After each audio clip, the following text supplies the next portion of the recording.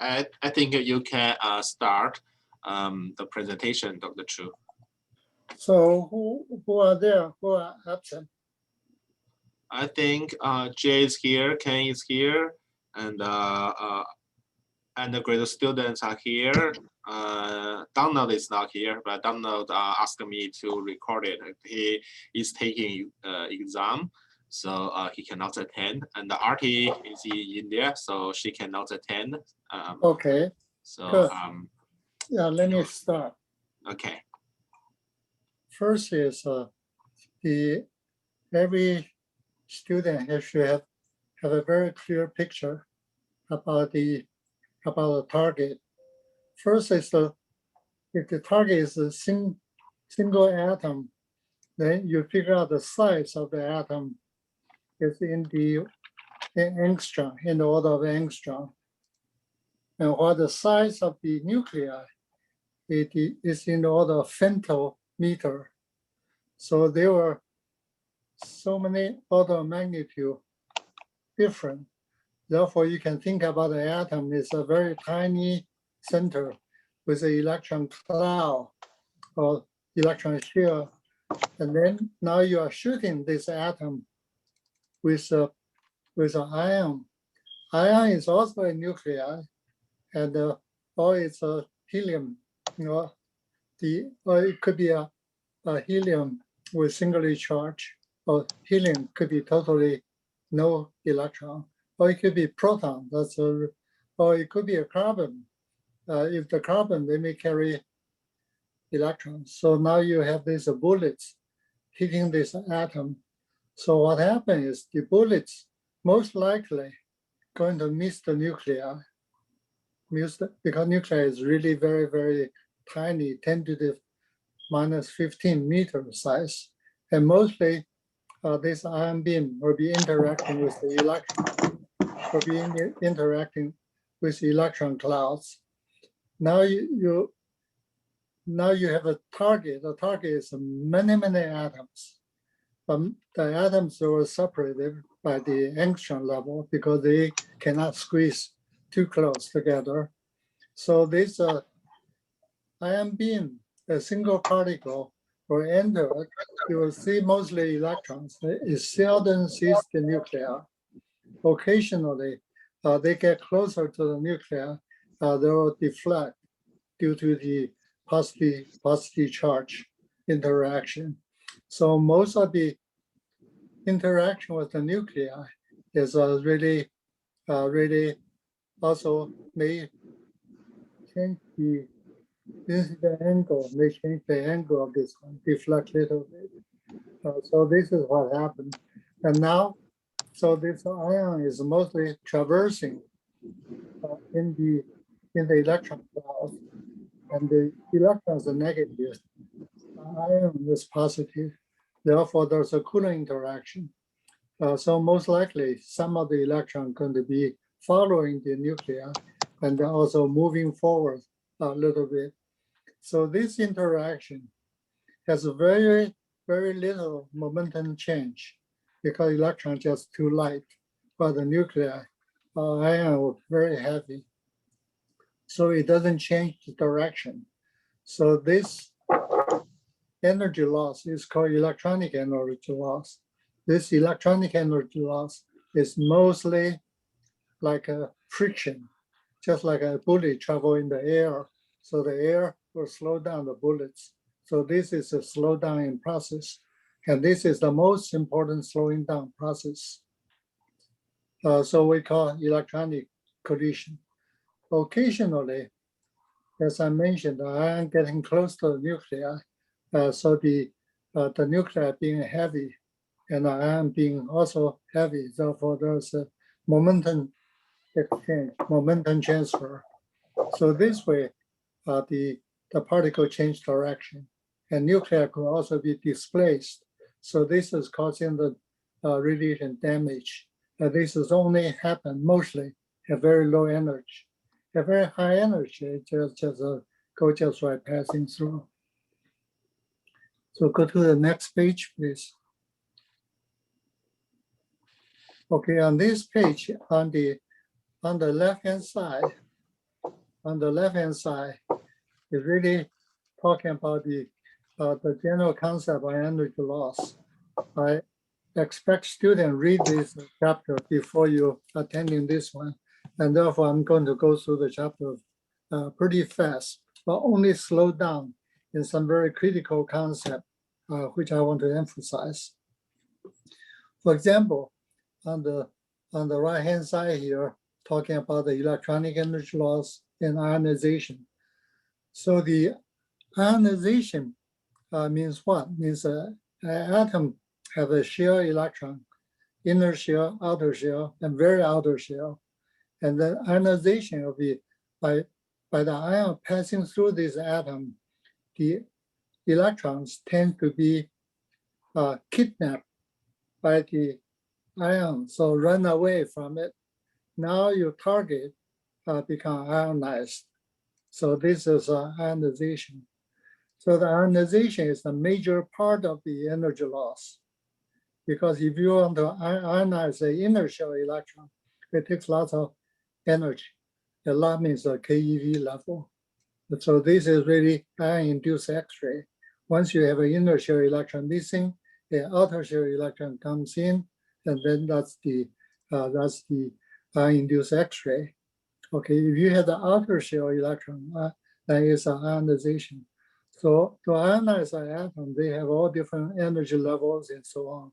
And also the ionization probability depends on the impact parameter. The outer electron most likely, because they have large distance from most of the electrons are very easy to ionize is the outer shell. The inner shell, you have to get close to the nuclei to touch in the very, very inner shell. So the ionization probability depends on the impact parameter, and also the probability here also associated with the energy of the ionization for a particular shell. So there were many processes which you want to read. The most important part is this number one, excitation and ionization. But once the target gets ionized, you could quickly restore it, because once the ion is gone, then the electron are trying to quickly going back to neutrality. It may not go to the original position, but you just see wherever there's an electron vacancy, they will just drop into it. But actually, electron is moving all the time. Therefore, we don't call vacancy, we just say charge balancing. On the right-hand side of this page, it's a very important part. It's talking about dEdx. Okay, we're talking about energy loss. Energy loss is delta E over delta X. The delta E is very easy to define. It's keV. You can just counting the ion and before interaction, after an interaction, what is this energy? If you start with MEV particle going through a thin foil, after it come out, it may be 999 keV. So that means delta E is only 1 keV. And so the energy loss is very small. But so if you have a 60 keV particle going through a thin foil, that 60 may end up with a 50 keV. So that means you get 10 keV loss. This loss depends on the thickness of the film. The thicker the film, the more the energy loss. Eventually, if the film is thick enough, you end up with 60 keV, you cannot even go out. You stay inside. That's ion implantation. That's ion implantation. The high energy part goes through the film. The low energy part stay in the film. But if you have a bulk material, like a silicon wafer, that's considered to be the semi-infinity thick. Therefore, no particle can escape unless you're using GeV type of particle. So most of the MEV particle will stop in about 100 nanometer or so, 200, 300 nanometer at most. So the wafer is semi-infinity thick, but still we need to know how deep does it go. So if we want to know how deep does it go, we have to know what is the energy loss? So therefore, the energy loss is a property of the ion, is a property of the target material. Is it an elemental target, or it's a compound target? It's an alloy, or it's a mixture, and whatever your target is, you need to know the target. The other thing is you need to know the density of the target.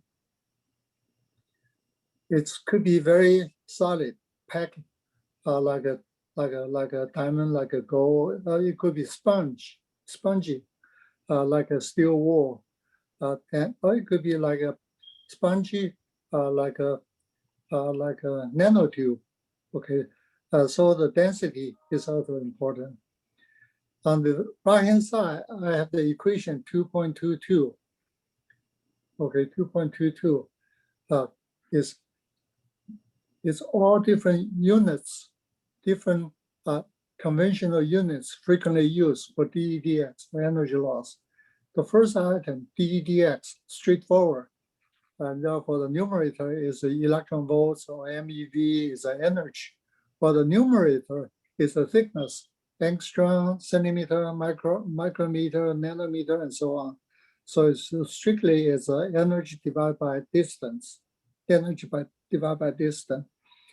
Like I say, in reality, the distance may not mean much, because the distance could be you could really hammer into a high density, or you could be stretched into a low density, or it could be spongy, or it could be nanotube type, it could be mostly vacuum, and therefore the distance here is a very, very poor concept, but it is convenient for us to describe. For example, if D and J doing some gold implantation, okay, then people would like to ask, how deep does it go? So they could say, well, it's a 100 nanometer. Okay, but then the next question is, this 100 nanometer very, very closely packed and no vacuum in between, or it could be very loosely packed, like a nanotube with lots of vacuum. Then your 100 nanometer really means something different. In one case, it could be only 10 nanometer if you hammer them into a thin sheet, or if you stretch them into a sponge.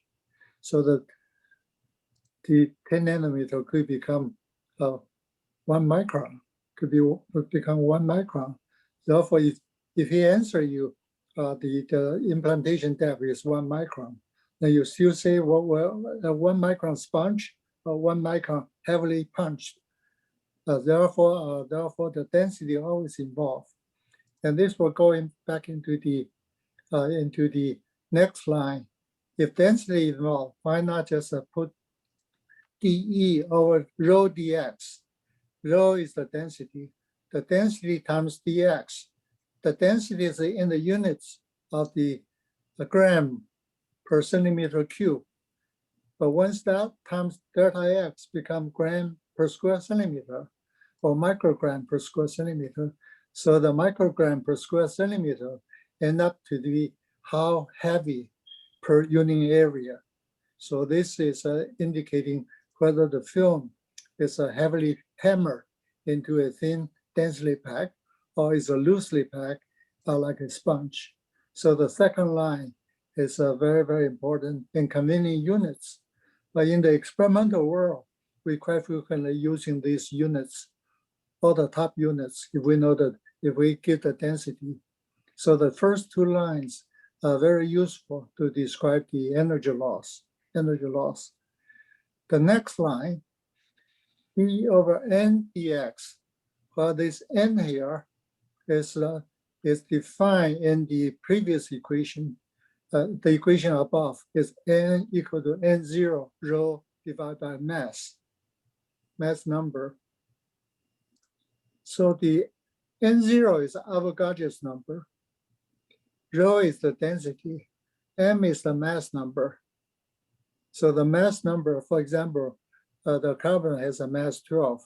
Hydrogen has mass 1. helium has mass 2 or mass 4. I'm sorry, the helium 4, right? So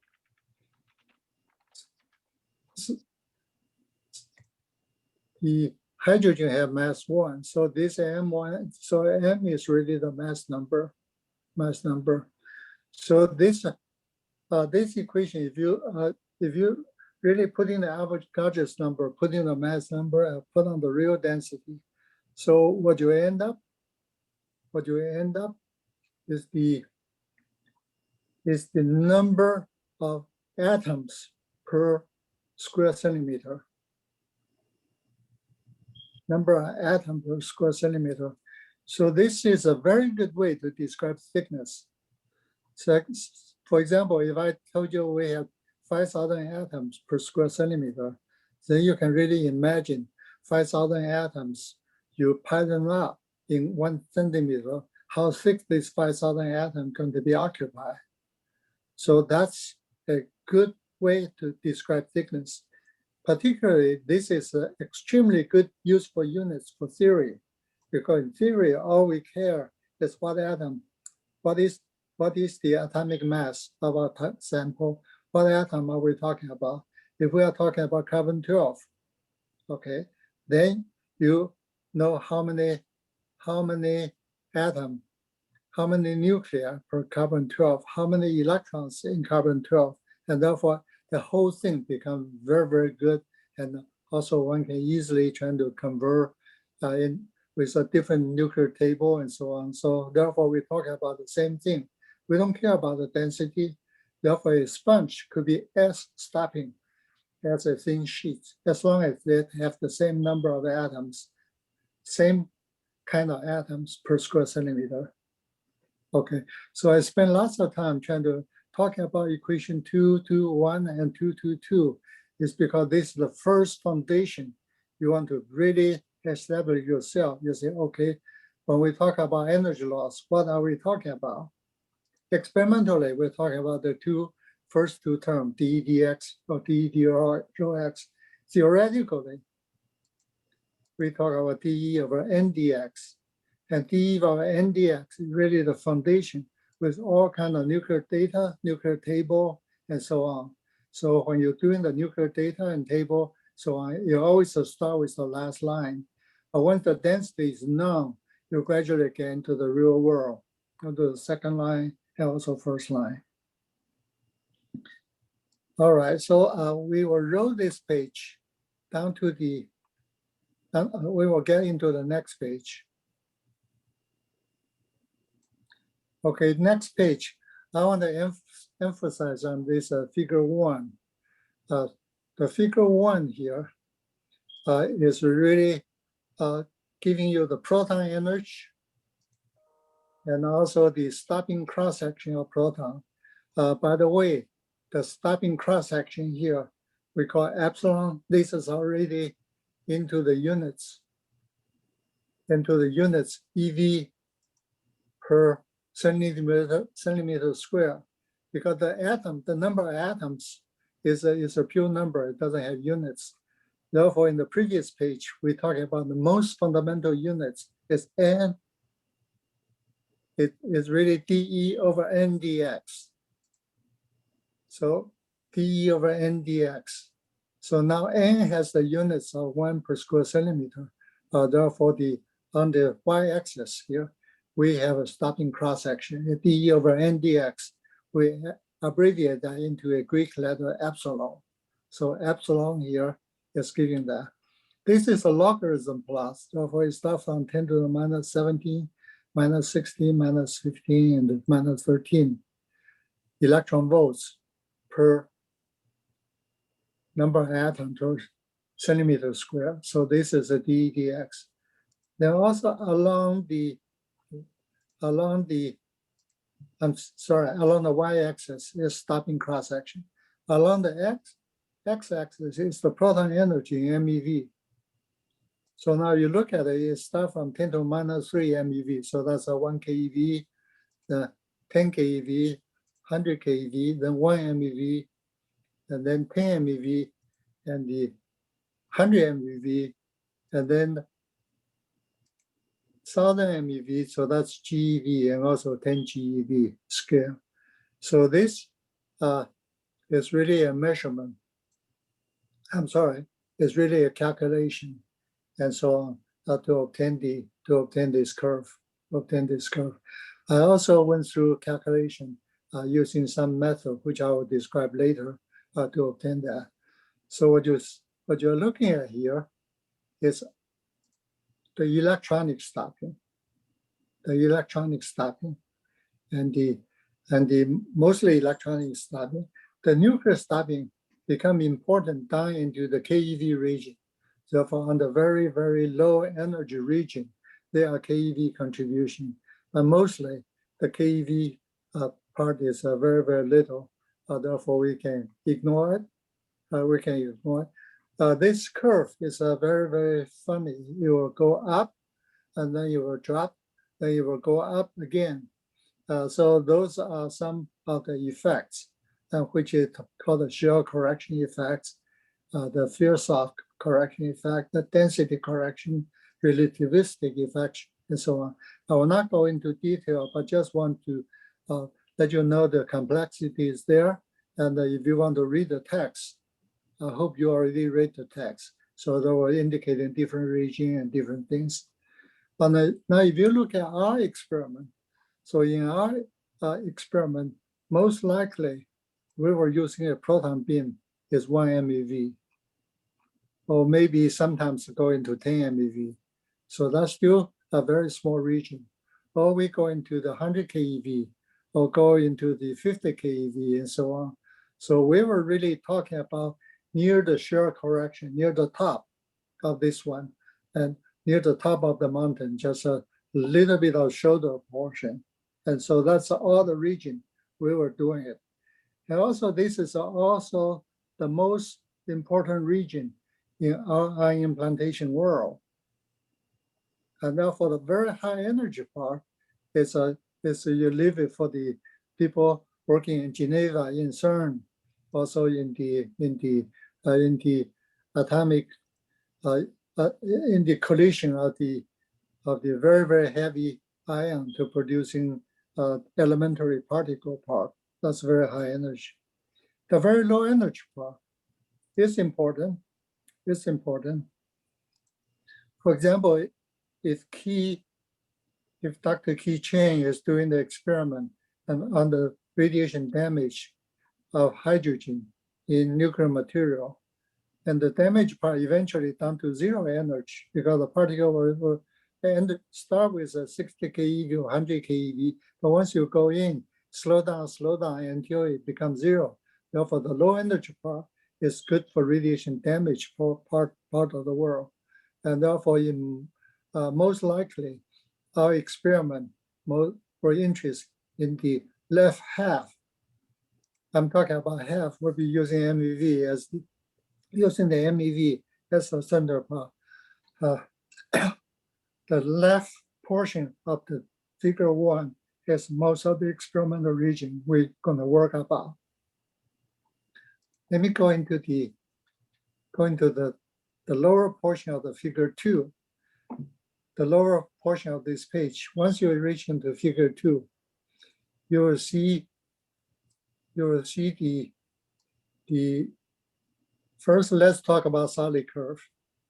The solid curve here is the electronic energy loss, just like the previous one. The previous one is only giving proton, the electronic energy loss. And then the dash curve here. The dash curve is talking about if we changing from proton to helium. So below the proton, there's a helium curve. Then below the helium, there's a boron curve. Then below that, there's an arsenic curve. So if we read the figure caption, now we say, aha, now we make the target to be a silicon. We take a silicon wafer because the silicon is a microelectronic material. And when we talk about energy loss, stopping cross-section, silicon is the most important host material. Is the wafer, is the target material. So the energy loss of different elements in silicon, we're definitely going to have a different value. Okay. So the electronic energy loss is given there. And also the units here, it's, for example, let's look at the y-axis. We talk about dE over rho dx, not dE over n dx, divided by the atomic number square. So therefore, if we talk about proton, then proton equal to 1, atomic number 1, hydrogen 1. So 1 square is 1. So this is just for that. But if we talk about boron, the boron is the third curve coming down. If we talk about boron, the boron there, if you look at the boron have atomic number 5. Square of 5 is 25. Therefore, all the number you have to divide by 25 to reach in this plot. But normalized with the number of nuclei here, you can collapse the whole thing into a single curve on the electronic energy loss. Of course, there were corrections. This correction is making this one lower and lower and lower. And also the nuclear stopping, having additional correction. For example, for the arsenic, you can certainly see that this dash curve is not enough. You have to move it up to do that. So is the boron, so is the helium. So that's the nuclear stopping correction. So this is the total energy loss, trying to put into that. I remember many, many years ago, probably in 1974, there was a Gordon conference. I was giving a talk. So on the energy loss, and trying to first is talking about the tutorial, then get into the more sophisticated stuff, which I'm going to cover in the today. In the second part of my talk is that, so I have to start with the figure 1, and then I get into the figure 2. By the time I reach into figure 2, I told my audience, this is very easy to remember. Think about this as a lobster. So we have the lobster head, we have the lobster tail, then the hair here get all the clam and all the clams, everything and so on. So this demarcation is the Linhart and Sharp theory, so-called the LSS theory. So this, and the theory part is what Niels Bohr, his graduate student, Professor Linhart, in Denmark, in Copenhagen, and also in Aarhus, mostly devoted to. Well, on the lobster tail part is the Northcliffe and Schilling doing the calculation.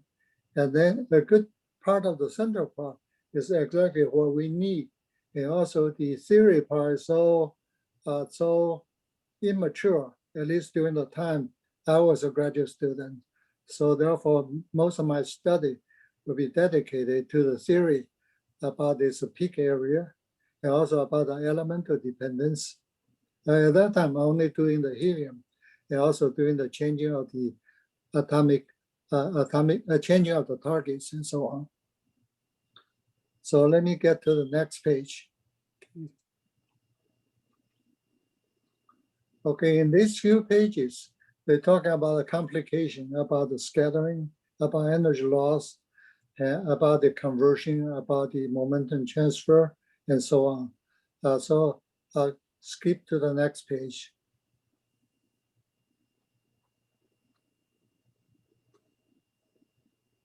Okay, let's stop in the page where we have the, let me see whether I have the page number. Stop in page 34.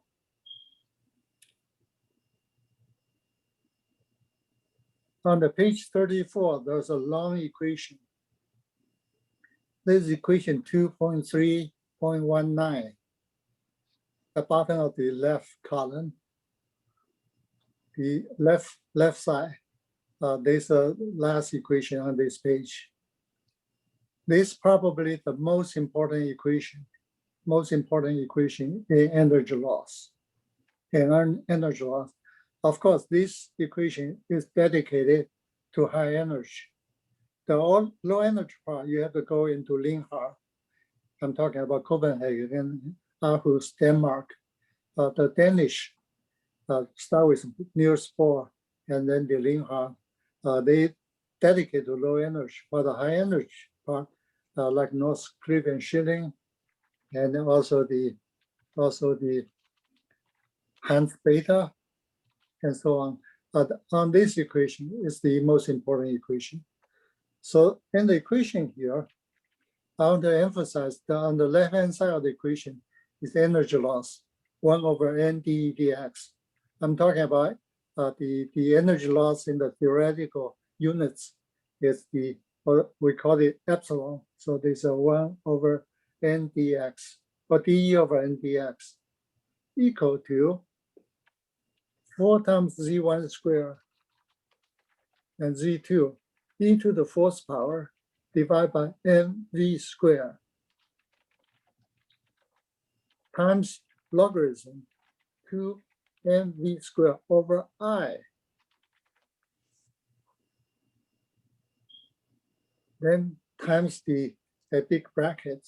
All those brackets here inside this rectangular bracket are the high energy corrections. For all practical purpose, we can ignore the bracket. We just call it 1. We just call it 1. Okay, so this term for all our knowledge, we could assume they don't exist. So now the theory part we need to dedicate our mind to is really 1 over n d dx equal to 4 pi z1 squared times z2 times e to the 4th power over mv squared times log 2mv squared over I. First, what is the small m? The small m is the mass of electron. Because we really talk about interaction of an ion together with the electrons. It's a Coulomb interaction. It's a Coulomb interaction. So the m is really the mass of the electron. So we give an energy, we give it momentum. Although this momentum is extremely small, the Coulomb interaction part is really given in the numerator of this 4 pi z1 squared and z2. Let's look at what is z2. Z2 is the target. If we have a carbon target, carbon has 6 electrons, right? Carbon 6. So Z2 equal to 6. If we talk about silicon, silicon has how many electrons? Silicon is 14. So it has 14 electrons. Z1, so what is Z1? Z1 is the nuclei of the ion. If you have moving ion, if the ion is helium, then Z1 equal to 2. If your bombardment atom is the carbon, then the Z1 equal to 6, Z1 to 6, and so on. So you can start appreciate this one by reading the first few pages. This is really a Coulomb interaction. Then the correction part, I wouldn't call correction, but the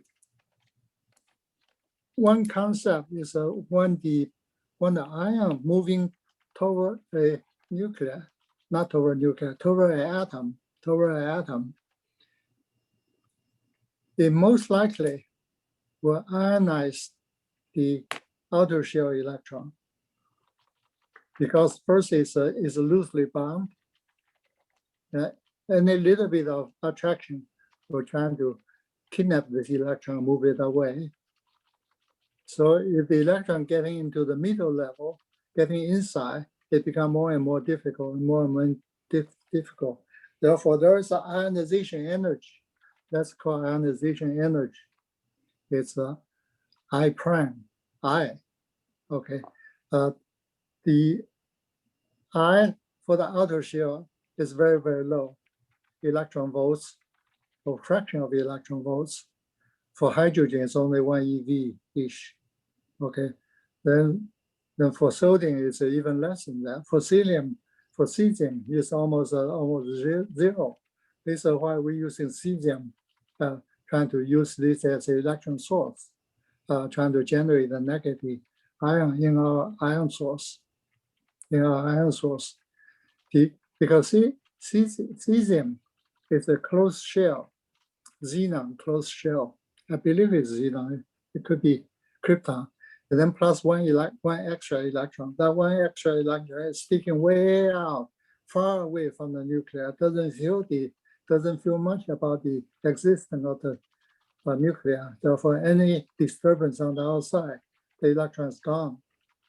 So the ionization energy for each shell is different. Once you get into the inner shell, this is almost like an X-ray. If you want to kick an inner shell X-ray electron out, this inner shell electron out, it takes a huge amount of energy, 100 keV and so on, depends on atom. So this ionization energy, it changes, depends on the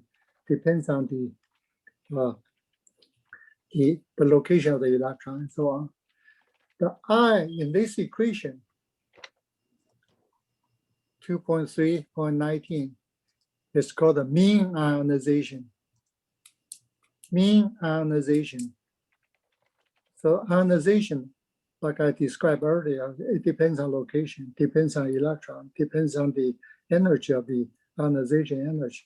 Therefore, when you're taking an average, and this average is not really you add them together, you divide by the number of electrons. No, it has to be the probability of ionization. You sum up the probability of the ionization times ionization energy, and then divide by the number of electrons.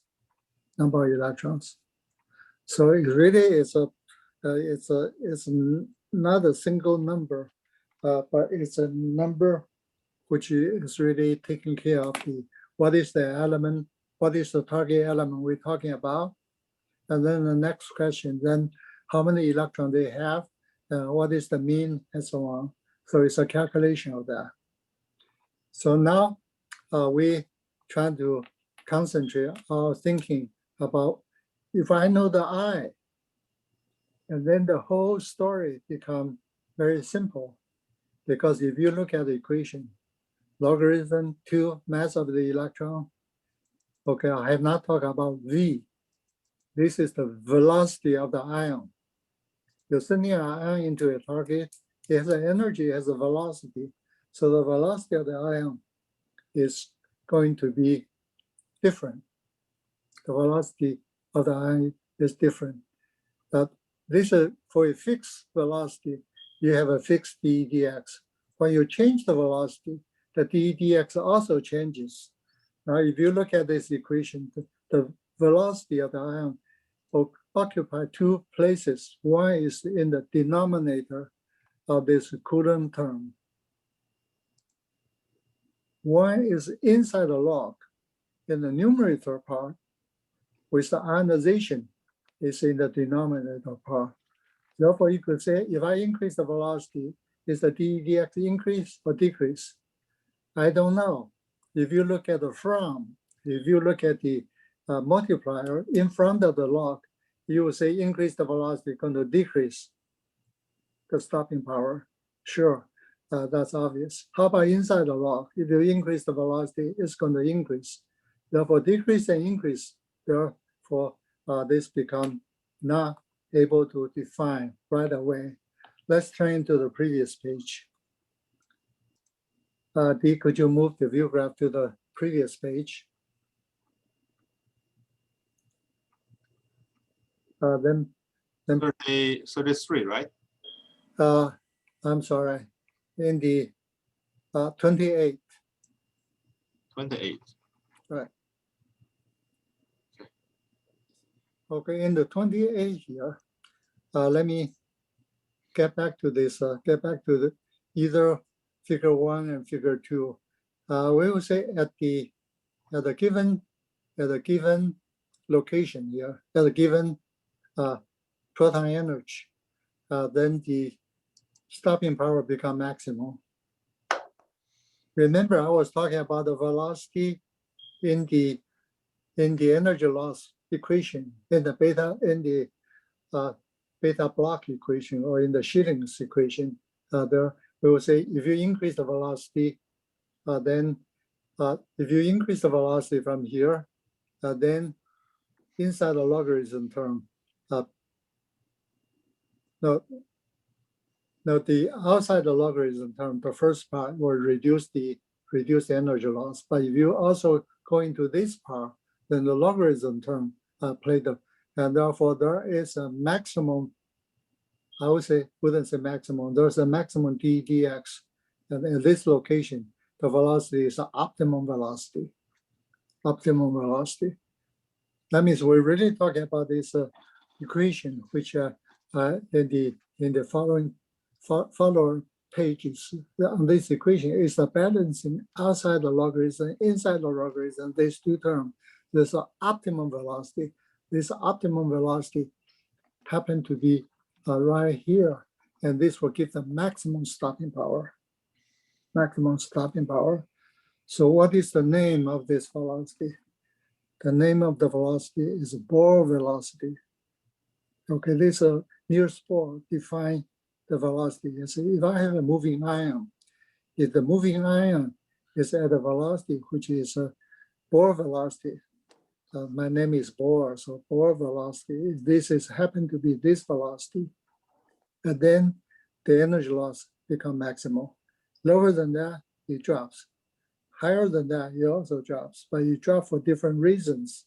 The reasons are given in all the narrative paragraphs, in which I want you to read and appreciate.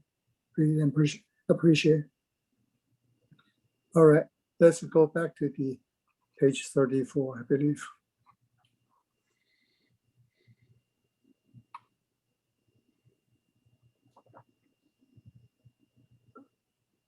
Okay, the beauty. I would say Niels Bohr is probably one of the greatest physicists, and the Bohr, Einstein, and they are in that category back into the 19th century or early 20th century. So the Niels Bohr has a very, very important relationship. And he will say the Thomas Fermi atom. Now I want you to put your focus on the right-hand side page. The equation in the middle. So 2.320, I equal to Z2 times I0. I equal to Z2 times I0.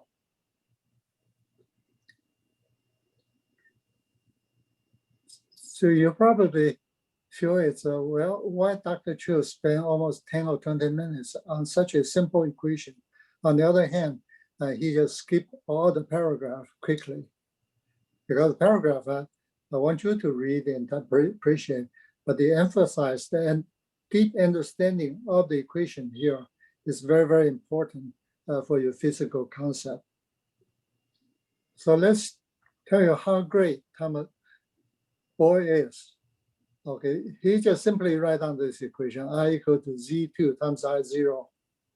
Of course, later on, people were really saying the I0 is very close to 10 electron volts. 10 electron volts.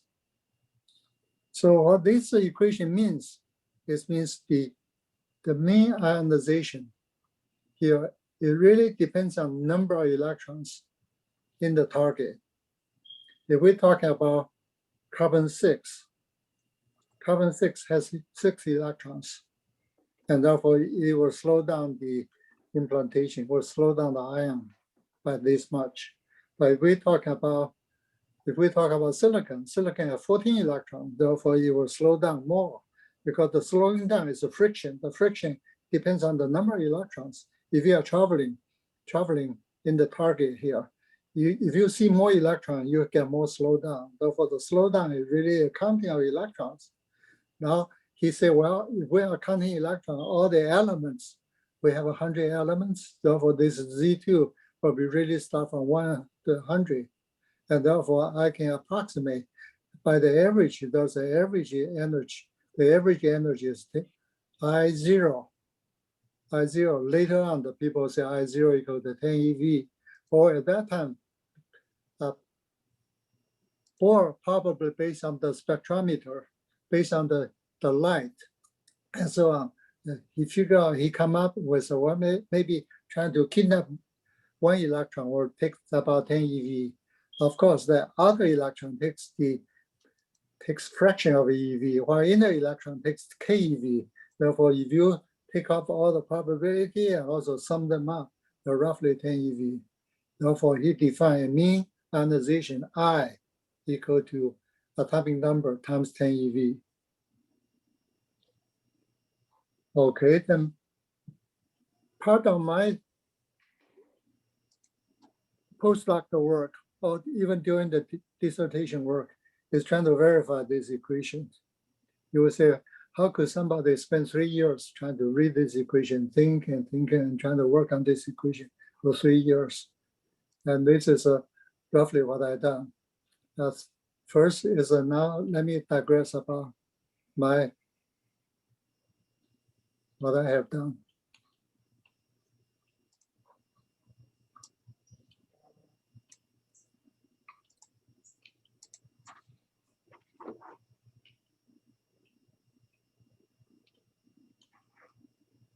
First is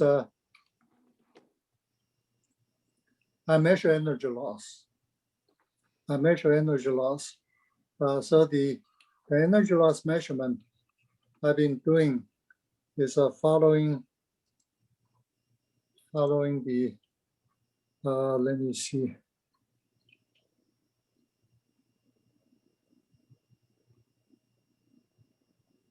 I apologize, it's in a different set of view graph, different set of view graph.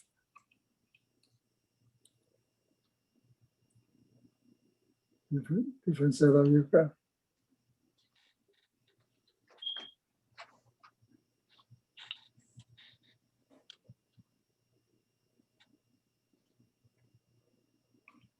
Let me see how I do it.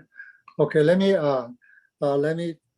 do a little bit jumping because I jump into the mean ionization, and now I want to get back to the DEDX and experimental, such that I can talk about the shear correction part. And therefore, I might as well just stick with the DEDX part. Stick with the DEDX part. No, stick with the mean ionization part. So let me still go back to the Bohr equation on the same page. On the same page we were talking about. That's page 34, right?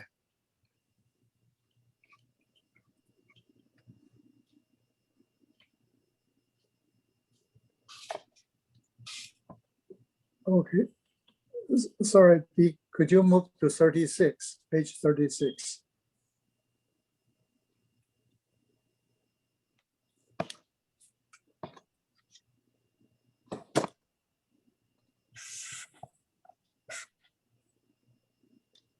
In here, I want to digress into probably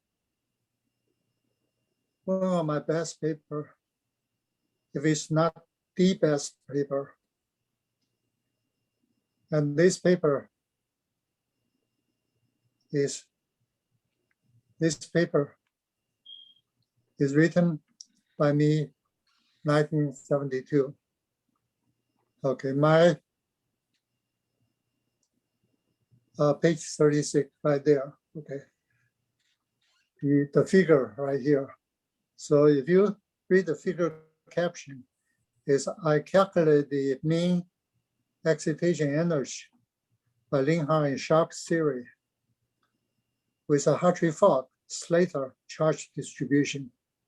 The calculation I over Z versus atomic number Z reveals structure as was observed in many experimental measurements cited in the figure. So first is the solid curve you're looking at. And start, the x-axis is the atomic number of the target. We have the target 1 is the proton, then the helium, lithium, and the 10 is the neon, then the 18 is the argon, and so on and so on. So this go all the way to element 100. Of course, this is theoretical calculation. Therefore, I don't need targets, and I just go to the periodic table and then know the atomic number I'm trying to calculate. So the calculation is a solid line. You go up, it starts hydrogen with a 24 electron volts. Then drops down and so on. Then drops down to when the elements start increasing, the target changing all the way there, you'll go up and down. So the first thing I want to comment is where is the 10 eV? The 10 eV, if you look at the y-axis, the 10 eV, you can draw a line, the 10 eV go all the way. This line actually is very, very good if you talk about element 20 all the way to 100. That means how remarkable Niels Bohr is. He said this mean ionization divided by Z is the constant. It's a constant. It's almost like a constant. It's almost like that. So, by the way, all the points on this curve are theoretical. They are all measurements, and there's no measurement. They're all calculations, but the method of calculation is different. It's different. Let me look at the figure caption here. No, the inside figure caption calculation. I'm sorry, they were isolated points of experimental. The calculation is mostly done by me, prism calculation, the solid line.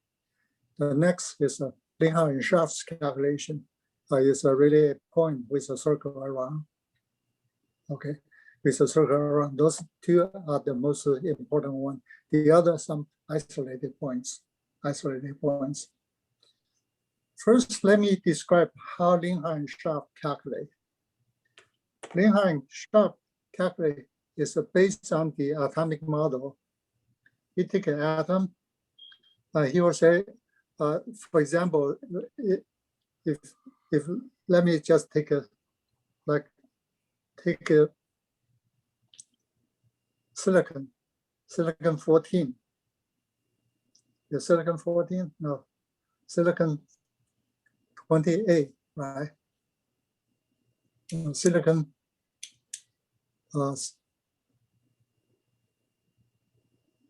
silicon is 14.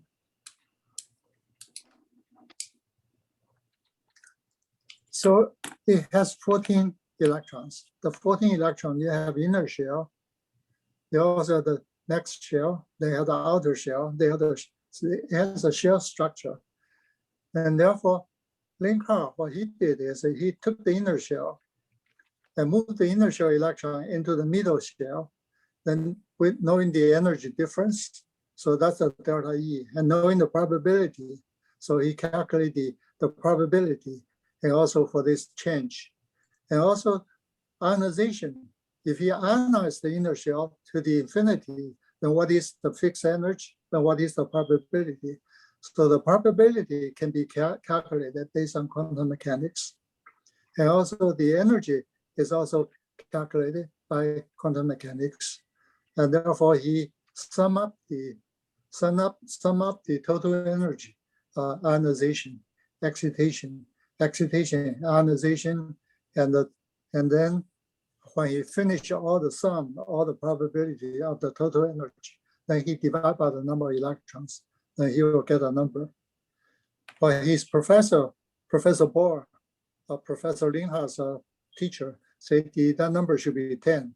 He said, no, that number is not 10. Now I'm getting 11. But 11 is close enough. That's pretty good.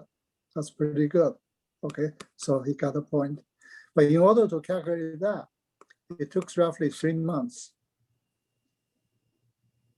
For 3 months, just because the thumb rule is they have too many excitation levels and too many ionization levels, and also the all different probability associated with the computer back in then, back into the 1960 and 1970. It took so long to do it. And then he go to the next elements. Okay, 30. And then he go to the next element. So he go into different elements. And so on. So Linhart has a few points. Because every 3 months he published one paper with this point. Another 3 months he got another one, and so on. So what I did is I was taking Hartree-Fock equation to get the electron density. Instead of calculating the energy level, I calculate the electron density. So the electron density based on Thomas Fermi model is really the electron energy. It transfer the density to the energy to density, and also with a radial function, That I learned from Linhart is that if you have a plasma with a constant electron density, the energy loss can be written down as a simple equation as a function of n, the density. So the n is a constant for plasma. In my case, the n is not a constant because I have a shell structure. Therefore, instead of calculate the energy, I just integrate the energy loss in the plasma throughout the whole density. So I went into the computer room. At that time, it's a big mainframe computer, and then stayed there over a weekend. And of course, I wrote the Fortran program beforehand, and therefore I calculated all 100 elements in 3 days.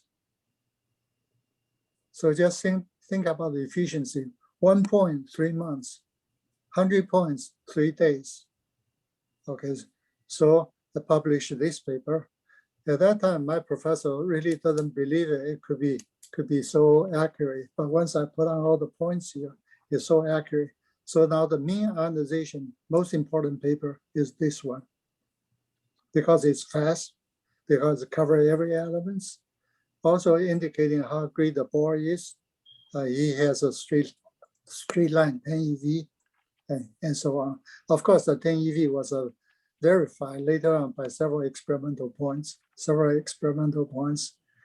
The important part is that all the anomaly here is showing here is due to the shell structure. Okay, once you have a closed shell, you reach to the minimum. Once you reach into the extremely,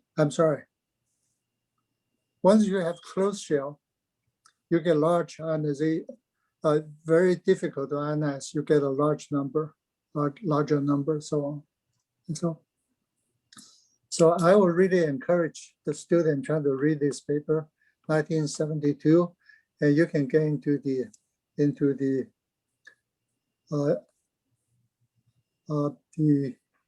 research gate. Okay, this is posted, and if you don't know how to get research gate, and Jay could help you to get there, or Jay can send you the paper of this paper, and therefore read this paper. I would say this is the best paper I ever had, when I was as a postdoc, and finished that. And also this paper has greater impact because today when we do the when we do the cancer therapy, if we want to send in the proton into the head, trying to kill we want to find out how far the proton goes. This is almost like an implantation. You want to implant the proton into the cancer cell and to sort of kill it. And then how deep does it go? How far does it go? You need to know the DDS carefully. Then for the material here, the brain is very complicated. You get bone, you get calcium, you get water, and then you get protein, so therefore you have to sum up the element, taking the mean ionization and go all the way trying to really doing a large program to calculate. Or for ion implantation, making chips, this is a very important curve, and so on. So the whole thing is because in my dissertation, I observe the energy loss goes up and down, and due to the shell structure. Because of that, I said ionization is also up and down due to shell structure. So when I finished the PhD, my postdoc is calculating this shell structure for ionization and published this paper. So let me stop my lecture today, and the next time I will really get into the DEDX and also the ion implantation, get into implantation in semiconductor, implantation in different material, and the implantation impact to the industry. Okay, let me return this one to the audience. You can ask me some questions before I turn back to the. All right, thank you, Professor Chiu. I have one question. It seems I missed a point. You mentioned that as long as the velocity stays constant, we have, if the velocity is unchanged, then this term, the EDX also remains constant. But when we look at the velocity cannot be constant. As you know, you start with a 60 keV implant. Then once you get into the material, immediately become 59 keV, 57 keV, 40 keV, 30 keV, 20 keV, until zero. Right? Okay, so what is the specific velocity that is put in this formula 2.3.19? We have to try all of them, or if it's not constant. The velocity of which equation you're talking in about? The Bethe formula for electronic stopping. For the stopping there? Yeah, 2.3.19. If the velocity is not constant, then which one do we have to plug into this equation to get the precise?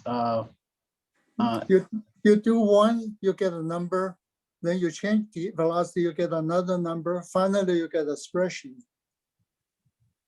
Okay, and was this formula proved experimentally too? No, this formula is a theory. Okay, the experimental part is really trying to change the experimental part. So let me see which. I want to make sure we're talking about the same equation. 2.3.19. 2.3.19. Yes.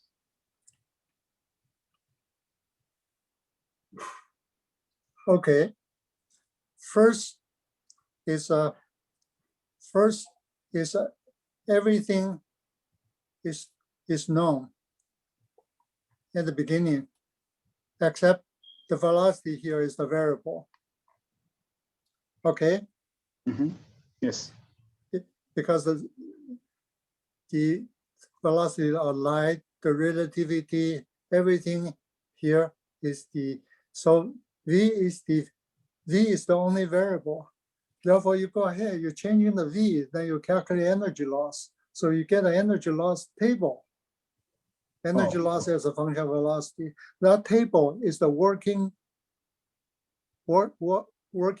rule for you to do ion implantation in semiconductor, ion implantation in brain, in human head, the ion implantation in anything, use this table. Okay. You follow me? The only thing we're talking about, if you put in V equal to V0, put into the ball velocity, if that happened to be V0, then the left-hand side of this equation is the maximum. Oh, okay. Okay, understood. I have only one last question, and it's about the figure 1. The figure 1.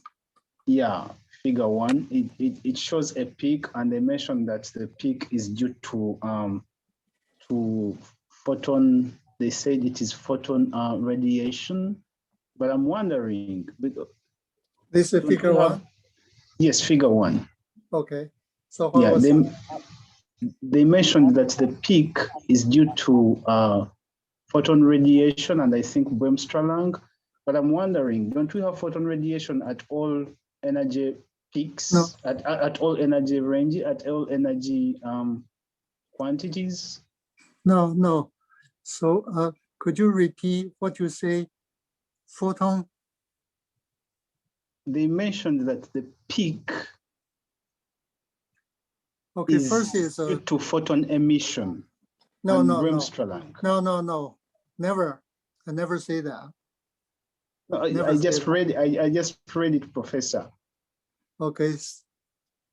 On the right hand side, on the left hand side, that this curve has a peak at around 100 keV and a dip at around 500 GeV, and the increase in energy loss is due to photon emission. So I expect that probably the energy emission peak or reaches a certain value, and that's why we have a peak, right? No. Let me describe the peak. Okay. First Okay. is I cannot read I don't know where are you citing the reading. Is it on the left hand side, the long paragraph? Which paragraph? It is on page 28. 28? Yeah, In fourth the, paragraph. in the middle? Yeah, fourth Yes, around the middle. In the middle, you have figure 1, give a schematic diagram of the proton stopping cross-section. No, the next paragraph. The next paragraph. In figure 1, the nuclear energy loss is small when compared to the electronic energy loss, even at very low energy. For example, according to Linhart, the nuclear stopping power for 2% and 16% and so on. The nuclear I think it is the above paragraph, Professor, where they say this curve has a peak at around 100 keV and a dip at around 500 GeV. Okay. GeV. The earliest, okay, the advantage, the second paragraph of page 28. No, the fourth paragraph. 1, 2, 3, 4. Okay, figure 1 covers a very broad region of energy. You start from the fraction of a keV to many GeV. The curve has a peak at about 100 keV and a dip around 500 GeV. The increased energy loss at the relativistic velocity is due to photon emission, Bremsstrahlung, and okay, all those kind of emission, Cherenkov and so on, is in the dip. You're reading incorrectly. Oh, so it is only in the dip? Yeah, you keep reading. The curve has a peak at about 100 keV and a dip about 500 keV. The increase in energy loss at relativistic velocities is due to That means photon. once you get into the dip, if you keep increasing the velocity, it starts going up again, right? Okay. The lobster tail is tilting up. That tilting up is due to photon emission, Bremsstrahlung, and Cherenkov radiation. So I'm not so sure about the Bremsstrahlung, but I expected photon emission to be present in most of the energy ranges represented on this graph. Am I wrong? No, those kind of effect causing energy loss is only at a high energy. So I'm talking about the lobster tail, the tail part, the lobster head. Now the important question you did not ask, I want to emphasize is what about the lobster head? What's causing the top? So what's so magic about ball velocity? What is this velocity means? Why the probability and also the total energy is turned out to be very, very largely lost? Okay, we need to answer that question. So my answer is the following. So you have let's say you have a village.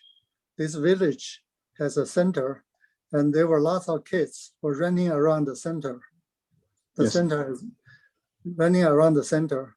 So the kids near the center, the inertial electron, run very fast, also very close to the very close to the fountain. The kids on the very outside run very slow, and also it's a very large circle. We run very large. Now you have a kidnapper running into the village. The kidnapping is a really blindfolded, but only toward a very well-defined direction. So the first question is the chances for the kidnapper close to the nuclei is very little, right? Because the impact parameter has to be small. For the kidnapper running toward the outer electrons has a higher probability. Now we are not talking about a single atom. We're talking about many, many atoms. Many atoms. So the next picture you want to think about is if the kids were running in certain direction, circular direction, if this circular velocity happened to be similar to the kidnapper's velocity, then the velocity can just grab his hand easily. If they start at the same point. Okay, so my point is that if a kidnapper ran into the, and the kids running in all different directions, in all different velocity here, then I can easily pick up a case. He happened to be in my past also having similar velocity as the ball velocity. I just grab him, so it would be very easy to analyze. Okay, this is a very, very cruel, not precise explanation, but you can think about it. It's in the, when you're sending an ion into a material, whether it's a carbon, whether it's a helium, or whether it's a whatever ion, you have a velocity. This velocity, if the velocity happen to be equal to V0, this V0 is really symbolized the target. It's a slow velocity. It's not the fast velocity. It's an optimum velocity. But if you velocity happen to be that, you get a maximum energy loss. Okay. Yeah, keep thinking, and so the understand the ball velocity, and also see this velocity is really, really independent of ion. It has nothing to do with ion. But if you somehow you adjust your ion velocity toward that velocity, you get a maximum energy loss. But if you're slower than that, you're less interactive. If you're faster than that, you're also less interactive. But if you are very, very fast, like a relativistic fact, you miss all the electrons, and you just zoom, you're gone. So and except once you reach into a relativistic effect, you get into this square bracket area of this equation. And we don't have to worry about those equations because it never concerned to our experiment. We only care about the logarithm term and also outside the term. And then in the outside the term, the precision part, the difficult part is the I. The Bohr say, using big brush, is I equal to 10 eV times I0. And no, the 10 eV times atomic number, which is a good one, but which is not good enough for ion implantation in semiconductor, not good enough for brain surgery, for brain cancer therapy. Because if you miss the tumor, you miss the tumor, you kill the good part of the brain. I see. Wow. All right. So any other question from other students?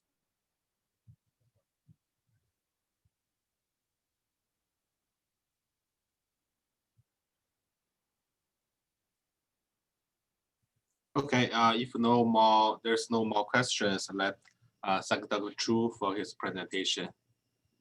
All right. Thank you, Professor Chu. Thank you, Dr. Chu. And I have already sent the paper to the students.